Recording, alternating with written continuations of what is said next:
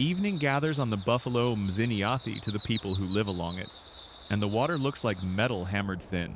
On the mission ridge called Shiane, the grass holds the day's heat and watches a white-walled storehouse and a squat hospital pull closer to themselves, as if buildings can brace.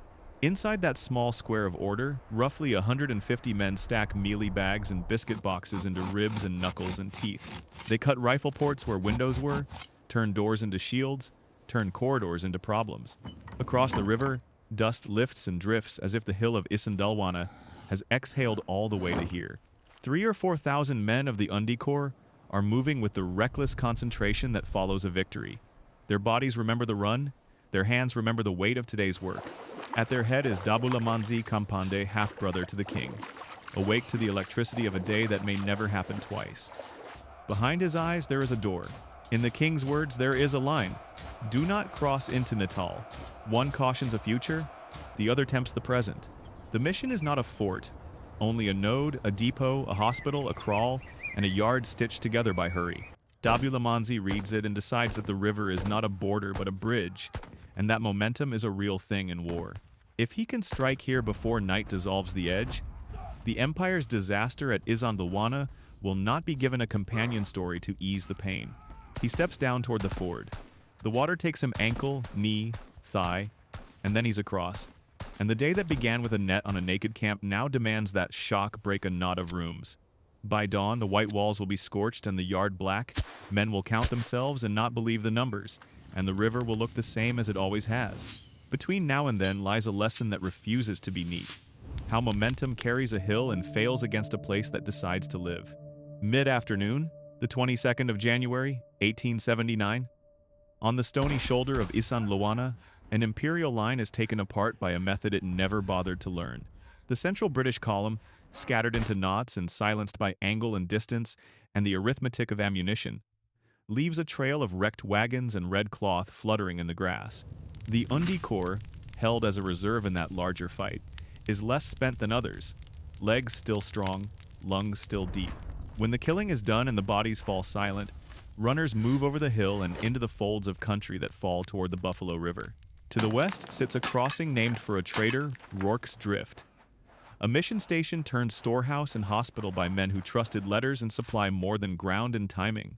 It is 6 or so miles in the straight air between the wreck of a camp and the small open yard with whitewashed walls. The mission is hardly a fortress. It stands as a set of unglamorous problems. A storehouse with thick walls and heavy doors, a hospital that is really a string of small rooms with thin partitions and a thatched roof, a cattle kraal of stone, a yard that could be made into a shape if a man had sacks and boxes enough and the nerve to stand behind them, a rise called Shiane Oscarburg on some British maps that looks into everything and returns what it sees to a rifleman's mind. The river bends and glints. The fort is practical rather than bold. In London, the word for the campaign is Confederation, and the map shows clean arrows moving through blank spaces. On this side of the river, the spaces are only blank to people who do not know where sound dies and sight fails. Orders also cross the river. Undi kaMpande, king of the Zulu, means this war to be defensive. He tells his commanders not to take it into Natal. Lines political, legal, moral are not drawn on ground. They are hearts trained to stop at a river's edge. Dabulamanzi hears the caution and respects its logic. He also understands how stories are made. Isandlwana will count for more than one day, but only if it stands alone in the column of memory. If the enemy can hold a small post through the night and present it as the companion to a catastrophe, if headlines have a last stand to raise against a broken camp, the damage will be contained. He watches the light tilt and knows how quickly opportunity becomes caution, and then becomes nothing at all. On the mission side, the news from the hill arrives like a bruise. Men with dust in their mouths ride in and tell what they saw. The defenders, roughly a company and a half of regulars and a spill of convalescents, laborers and orderlies throw their labor at a geometry no manual taught them. Mealie bags lift and stack. Biscuit boxes shoulder into place. A new inner loop is drawn so the defenders can abandon part of the yard and still have a line to fight behind. The hospital becomes a worry because fire likes thatch, and rooms love to trap the living. The storehouse becomes an anchor because stone and thick timbers are stubborn. The kraal is useful only if the lines around it allow men to pour out of it into a useful angle. The rise is an extra set of eyes for anyone with a rifle and a nightmare for anyone who must cross a yard under those eyes. The mission prepares itself to be something it was not built to be, and the Undi Corps quickens its step. There are commanders who keep a war inside a calendar, and others who open it with a finger against a pulse. Dabulamanzi belongs to the latter trade. Born into the same line as Sechwayo, he is close to power without being its center, which is its own education. How to act when others deliberate. How to see the shape of a day when orders are shaped for a season. He has watched the central column stumble and then die in a net. He has felt the tremor that runs through an army after a clean victory. That heightened readiness, that belief that the map has agreed with the blood. He also hears the edge of hubris in it. Momentum needs reading, not worship. It is a wind, it is not a god. The Undi Corps under him is disciplined and cohesive. Its men have marched and fasted and waited. They are trained not to spend themselves for applause. They handle a spear as an extension of the wrist and the breath, keep shields low until the sprint, and know how to erase a space by appearing in it together. Their advantage is will and coordination, and a commander who prefers to finish things. Their limitation is dictated by the object in front of them, a node that can be broken into smaller nodes, a place that can be peeled back and still be a place. Dabulamanzi reads that and accepts the risk that a boundary crossed for effect will be remembered as a breach for its own sake. Better that than a lesson unlearned on the enemy's part. He believes in endings. He believes the river is a door. He will not leave it shut. He also believes in work. There is nothing heroic in watching men stack sacks and lay boxes and cut loopholes. Nothing to stir the song in a picture of two white buildings going hard at becoming one problem. But he respects it because he knows it is power turned into shape. He answers with a shape of his own, not a line against a wall. Death loves that, but a series of probes to measure fear and timing. A hammer on the hospital to turn flame into a companion. A shifting of weight to keep the defenders thinking about too many places at once. Make the yard small. Make the rooms bigger than they are. Make the rise an instrument, not a view. The first order he gives is not an order to attack, but an order to learn. Move up under the rise and along the cattle crawl. Touch the melee wall with the tips of your spears. Feel where the rifle smoke breathes hard and where it snatches. Mark the places where a man lifts his weapon and pauses because something in the angle troubles him. Do not die for a data point. Die only if dying is the last step in making this yard smaller. The second is to slant the press toward the hospital wing. That roof is thatch. Fire does not need to be brave. If it takes, it will move along the ridgepoles and push heat into the rooms. It will strip a defender of his angles. It will make the air, which belongs to everyone, and turn it into something that kills without replacement. He positions men on Shiane to sow harassment down into the yard, sporadic shots that deny comfort more than they draw blood. He keeps runners moving between the claws of the press so that separate efforts do not become separate battles. To the corral he assigns weight that varies. Fill it to make the English thin their line, empty it to tempt a sortie, fill it again to bruise their breath. He does not plan to stand back and admire a shape. He plans to take advantage of any place where people must make decisions inside smoke. The hospital is not a sanctuary. It is a puzzle, and puzzles can be forced to give a solution. If the wall does not break in daylight, then break what the wall protects and make the defenders live in the consequences. If this is a machine, jam it until it cannot change gears. First, the warnings. Before the light goes, riders push into the yard with the kind of voice a man has when he has outrun bad news. Zulu at the ford. Minutes, not hours. Men are already sweating under their coats. They drag the mealie bags higher, shove biscuit boxes into a second line that runs from the storehouse toward the back of the hospital. The crawl is something to hide behind until it becomes a trap. The loopholes they cut look like mistakes until you stand behind one and understand how a yard is turned into a target that fits a single eye. Then, the touch. Undi files, low and quick, brushing up against the wall, and a few of them fall where they reach, as if sleep caught them in motion. The rifles crack and reply clean, drilled shots of men who learned to fire in Europe and now fire between grain sacks on a yard where their breath carries straw. The sound is flatter than it was across the plain at the hill. Here the bullets hit wood and stone and bodies at yards you can count on one hand, and echoes are swallowed by walls. The first men die, telling the rest where not to put their feet.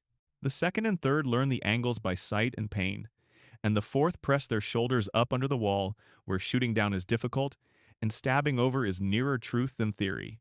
On the hospital side, the plan takes. A thatched roof is tinder if you bring it a spark after weeks of dry wind and a day of blazing heat. Smoke thickens. The rooms are small and cure all the defenders' appetite for neatness. No parade ground breath here, no tidy turn or practiced wheeling. There are beds and bodies and narrow doors and flimsy partitions that are both gifts and ambushes. The first room is a statement. You must move. The second proves the statement. The third is a dare. Stay and you will breathe fire. Run and you will run through a doorway a man with a spear hopes you'll choose. The defenders cut their way through plaster and mud brick, making mouse holes with rifle butts and bayonets, hauling wounded by the elbows and shoulders with the hot crackle climbing behind them. A door becomes a verdict. A hole becomes a hypothesis. A corridor becomes a smithy, and no hammer strikes metal so bright as fear. At contact distance, skill is a thing of hands, and the knowledge of where a body is weak. Here, the Undi are at home. In the yard, the inner line shows itself, and it changes everything you thought you knew about advance and retreat. When one wall gives, another wall appears, and the energy a man spent getting to the first is not refunded. The biscuit boxes are ugly, splintery, obstinate. They pile into waist-high arguments that turn a rush into a sieve. Men throw themselves at it and are pushed back. The defenders do not have the numbers to stand high and shout. They squat and shoot through slits that their enemies cannot find until they bend down to look for them. And bending is the most dangerous movement in a yard like this. The crawl fills and empties like a lung. The rise pokes and pricks with shots that spoil the rhythm of the press without dissolving it. The outside will not allow a mass large enough to overwhelm the inside. The inside will not present a set of targets broad enough to thin its own line. Both sides are being trained by the place. One side appreciates the lesson sooner. Night creeps, and with it the gift and the curse of darkness. Firelight makes lies of angles. Shadows lie louder. The hospital becomes a coal-colored skull. The glow is not a lantern, but a tide that runs before the wind and makes edges and bodies and weapons into a moving painting that will not hold still long enough to be understood. Waves become knots. Commands shrink into shouts meant for 3 men and heard by 10. Courage performs the work doctrine used to do. The mission is not a fort and yet behaves like one, because it has been subdivided into control. Each retreat yields space that has been pre-priced. Each new line buys time and then interest on the time. At the crawl, a set of moves that once promised to flood the yard now promises only to spill men into bad sight lines. At the storehouse, the thick walls are stubborn friends. The night slows. Appetite drains from both bodies and plans. A commander who believes in timing listens for the tone a fight makes when its logic changes, and knows when he is feeding men into an hourglass that is narrowed. After midnight, the press loses its music. The defenders fire rarely, and each shot is a reply to a sound or a silhouette more than to a man seen well. A spear's push and a bayonet's bite and a kick and a hand on a throat are the grammar now. It is not a duel. It is carpentry under fire, and the hammering continues because the place will not fall apart by itself. By 2, by 3, the space inside the inner line has been measured too many times to surprise. The yard has become a scar. The press continues because ending something is a kind of dignity, but a commander remembers that stories frame risks, and he does not want tomorrow to carry a pairing. Isandlwana taken apart by method Rorke's drift, thrown away by pride. Just before the sky admits its first gray, Dabulamanzi pulls the cord.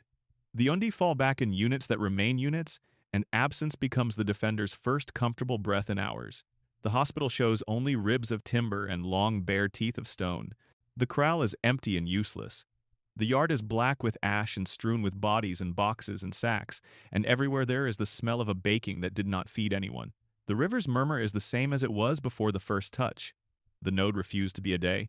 The morning is not gentle. Light exposes what fire hid. The men inside count living and dead, and the number of living is a surprise that makes some of them sit down and close their eyes, as if belief requires less air. Roughly 17 are gone forever on the British side, a handful more ruined. The Zulu dead carpet, the yard where the Angles were cruel, something like 300 to 400 on the ground, and others carried away by those who will not leave their brothers for the enemy to inventory. The white walls are stained, a color that will not wash, and the inner line looks like a tool used to breaking and left on a bench. Mealie bags slump, biscuit boxes splinter, rifle barrels show the black heat of a night that has no precedent in any manual. The Undi follow orders outward and upward, back across the buffalo and into the morning that keeps no account of agony. They carry men who can still be made whole, and men who cannot. And they carry their anger too, not at a foe who stood, but at a geometry that turned fury into wrestling and then into futility. Dabulamanzi looks at what the yard says about the night. That shock is a bright knife in open country and a dull one in a room. That a place can be mechanized in hours into a thing that eats numbers and returns little. He has not wasted courage. He has spent it against an object that valued time more than blood and had enough walls to buy time with. Inside the mission, the wounded breathe shallow under blankets that smell of smoke and sweat. A few men find water. A few write. The yard holds its silence like a secret. Somewhere up the line, someone is turning this into words that level it into a sentence they can endure. The silence leaves the yard, climbs onto horses, and rides into dispatches. It crosses an ocean and walks into rooms that need the comfort of balance. In those rooms, the day on the hill and the night by the river become a pair made to be compared. The Empire, stung by the scope of the loss at Isandlwana, erects a memory that can stand beside it. Rorke's Drift. The small stand held, the medals minted 11 Victoria Crosses to hang on chests and on the problem of pride. Newspapers and speeches choose the simpler frame because it heals quicker. Rough men with steady nerves hold a box of buildings against impossible odds, and that means something means enough, if you want it to. Within Zulu memory, the night is a harder thing to hold.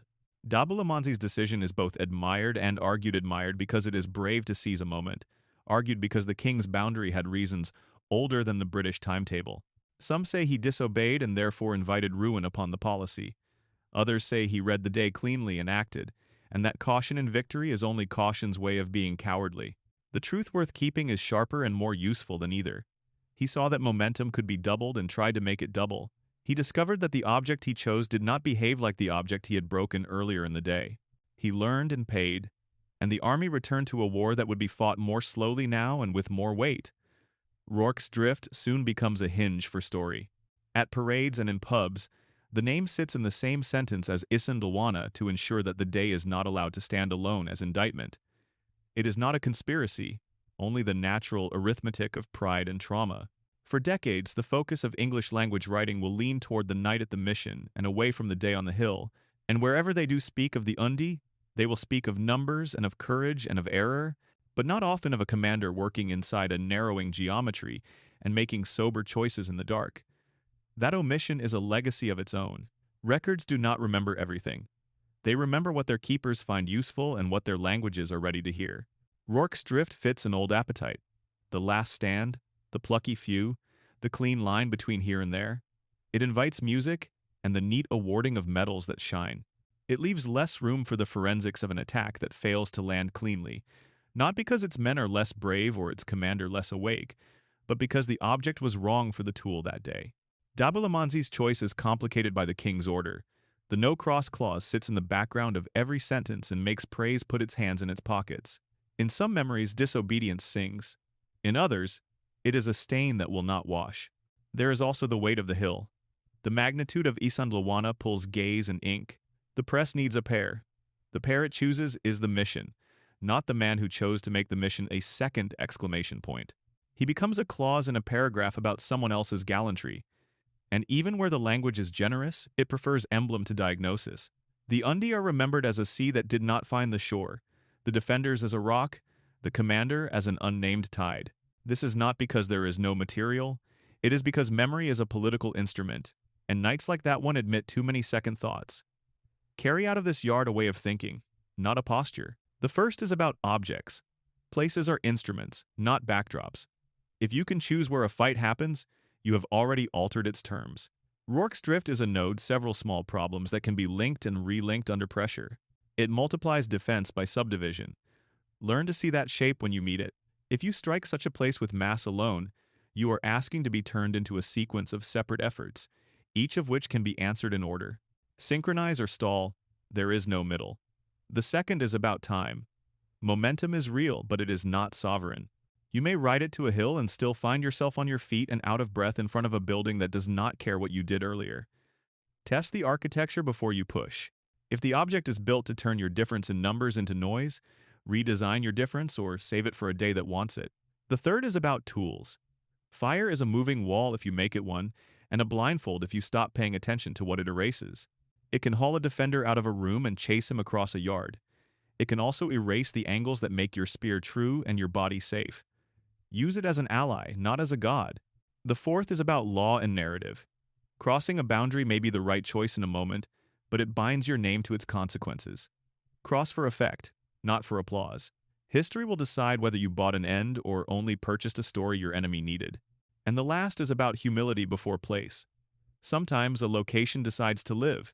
Sometimes a handful of men and a pile of bags and boxes and a brace of doors set at bad angles become a machine that denies 10 times its weight. Do not pay for yards when what is needed is the end of a day. Spend method, not bodies. Dabulamanzi kaMpande leaves the lesson paired with the one written on the hill in the morning. Open camps break when nets close. Prepared nodes refuse to break when pressed by will alone. If this night by the river has put weight and shape into a story too long flattened into legend, carry it forward. Speak the name Dabulamanzi kaMpande and argue about the choice he made, not the caricature he was handed. Share the film if it helps you teach that momentum must be read and places must be understood. Stay with us as we keep building a ledger that credits craft and agency where rumor used to stand. In the comments, choose our next UNSUNG, Mbofa ka Sitayi, the fixer whose whisper ended a reign, or Zwide Kalanga, the rival whose pressure forged an empire. Bring sources in isiZulu and in English. Bring family memory. Bring corrections that make the record stronger. The buffalo keeps its voice. History shouldn't.